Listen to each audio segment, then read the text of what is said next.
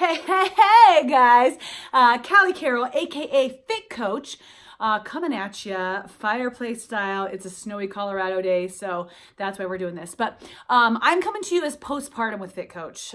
We're creating this series just about mamas, new mamas, what you have going on. And I am 2 weeks postpartum right now, actually 17 days postpartum with my little Quincy man. And I wanted to talk to you guys today about your nipples. This is an important conversation that we need to have, right? And just my experience for my breastfeeding mamas or my pumping mamas out there. And I know everybody's situation is different, right? Where all of our bodies are different in production, but for whatever you've decided to do, looking at some different challenges and some just different insights around breastfeeding, okay? And I gotta tell you, like when I had my first two, so I have a 12 and 14-year-old, and I freaking loved breastfeeding. I loved it. I love the connection. I love the closeness. I love the bond.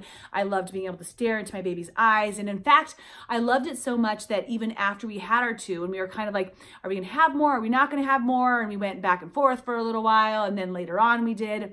And I'd be like, man, I really miss breastfeeding, which people like that don't breastfeed look at you like, are you batshit crazy? Like, what is that even like about, right? But I missed it. Like I loved it that much and was so excited at 38 when we got pregnant again with our surprise Quincy baby, that I not only would have that bond with my baby, that I would, hopefully my body would still be able to produce the same amount of milk and I'd be able to breastfeed my little one. So here I am, 2 weeks, 17 days. And I am breastfeeding my little boy. He's breastfed exclusively. And there's a couple things that I just wanted to talk about real quick around the subject, okay? Number one is like, it's painful at first. It is. It's painful. And that's really why I wanted to make this video, because last night and the night before, I was feeding Q in middle of the night. You know how like you're trying to figure out your structure and where you go. And like I have the nursery that's right there, and I was going in and changing him and rocking him there. But now I have a different structure where I actually like change him in our bed and I sit up and I feed him and whatever. But he latches on and I'm like, son of a, like this, that's my reaction. Like, oh my God, this hurts, right?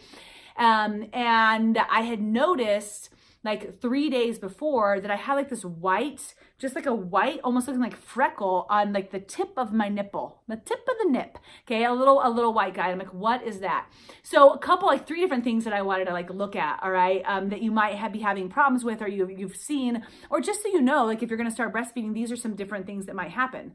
Right. Number one, it's not going to be painful. It's going to be painful for a couple weeks. And it's just your nipple and their lips have to get used to it. Q's got this little like blister right here. And in fact, a lot of that has to do with their latch. So you want to look at how they're latching. We took him to his pediatrician appointment and they said that we want to make sure he has fish lips. So one hint is you want to make sure that your baby, and I know there's so many lactation consultants, so many opinions, you guys, but like these are just the basics, right? Make sure that the lips are like this open. So I have to like actually like he latches on and I stick my finger in and flip his lip up and like try to squish my boob in so his mouth is all the way open and he's not like this. A little baby suck, right? Getting their lips open. So that's already going to help with the problems that I have right now, I know. But it doesn't mean that it's not going to have any pain that's associated. It's kind of like grin and bear it, nipple cream, gel pads. That's why they have all that stuff, right? Okay. And by the way, after that, it's freaking amazing. So just like, don't just take that one piece and be like, ugh, never mind, no breastfeeding for me. Like it goes away. All right. But I noticed this little white dot and I was like, what the heck is that? So 3 different things. There's this little white dot. There's blocked ducts and there's mastitis. Is that how you say it? Like I'm going to say it totally wrong. I'll butcher it, but whatever. All right. So things to watch out for. When you are breastfeeding that are beyond the normal level of pain, first of all, like I saw this little white dot and I was like, well, okay, what is that? Like, right. I know it's not a blocked duct because I've had a blocked duct before. So what is that? Let's just talk about that for a second. With my first one, I surprised my husband and I took him on his trip to Philly. And I don't know how, I think maybe Kins was 8 to 10 months or so. So I was breastfeeding, but not a ton. But while I went on my trip, I needed to make sure that I pumped and dumped because I didn't have her with me, right? She was at home with her bottles of breastfed milk or breast milk. So I got a blocked duct when I was out there. And what a blocked duct feels like, by the way, I feel like this is what I have. It was like this, you could see, it was like this hard stream that was going down to my nipple and everything else was like releasing, but that one spot was hard AF.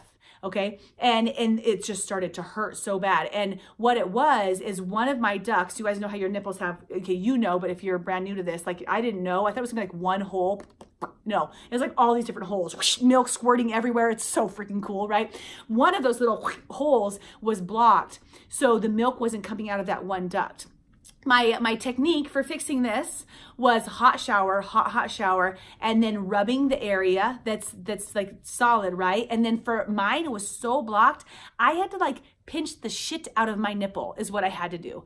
It didn't feel great, but once I pinched it and it opened it up, so like basically like popped that duct out, the block duct popped, like it was milk-a-palooza all over. This is not like, this is this guy Brad's bathroom, right? And I mean like there's milk just squirting for days because this whole duct has to empty. It was the funniest thing ever. I wish I would have had a video of it, but it would have been a little bit scandalous, so I don't. But that's what a blocked duct is gonna look like, okay? So it's gonna be all this shit coming out once you have that hot and heat that's on it.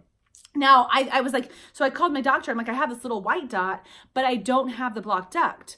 So there's other things that can happen. Like it could just be a little sore. It could be like a little blister, right? They wanted me to do the same thing, massage it and work it. There's no milk that's coming out of this one. But there could be, just so you guys know, you want to like contact your doctor always, not me. I'm not no freaking doctor, obviously.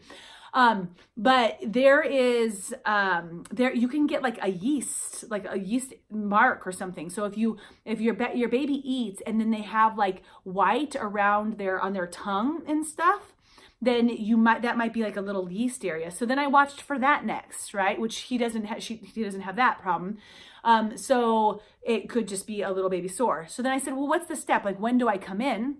And they say that if you're looking for mastitis, which I have not had that, and it's like 1 to 3% of the breastfeeding moms that get it. So it's not a large percentage, but you know, if you have that, or if you're getting that because you have a high fever, you'll actually have red streaks that start to go away from your boob. Like you need to call somebody immediately. Of course, with fever anyways, you're gonna be contacting someone, right?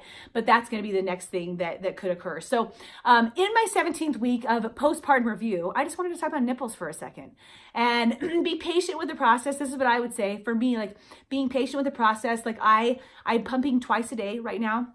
I pump in the morning and I pump at night so I can save milk in case we have another baby and maybe I can get pregnant while I'm breastfeeding, that I have milk to be able to feed him. Otherwise, I'll use it afterwards, just when I'll stop breastfeeding when he's one, right? So like for when he's 2 or whatever, then I'll just keep using breast milk because it's great for him. I saved my colostrum, my first ones, in special bags so that if he's ever sick or got a little infection, I'll make sure I give him the colostrum. So that's just an idea. I did 2-ounce bags for that. My fridge already 17 days out is like covered in milk, which is awesome. But so I'm doing the 2 pump sessions. They suck right now. They hurt, like they just do. I know that it's going to go away soon though, so I'm okay with it. I do my pump session. I do this nipple cream. It's freaking fantastic right afterwards. I do my gel pads, and then just watching that little white spot, making sure that's going away and that I don't have any other blocked ducts, and the fishy lips. So that's my breastfeeding review, guys. It's all about the nipples today. Postpartum with Fit Coach, and I hope you guys are really enjoying all of these very high detailed videos. But video blogging is so much more fun than actual writing blogging, even though I kind of like to write. So if you like this, or if there's other information you want to know about any of your health, subscribe below, right? Remember that it's not just about prenatal and postnatal with me. I've been coaching for the last 10 years, transformations of mindset, of body, of character, of all sorts of things, right? So if you're looking for any support in that, that's what the videos are going to be around. You'll get workouts, you'll get all sorts of crap. So why not subscribe below, and always comment and like. You guys should always comment and like. Okay, gotta go. Bye, guys.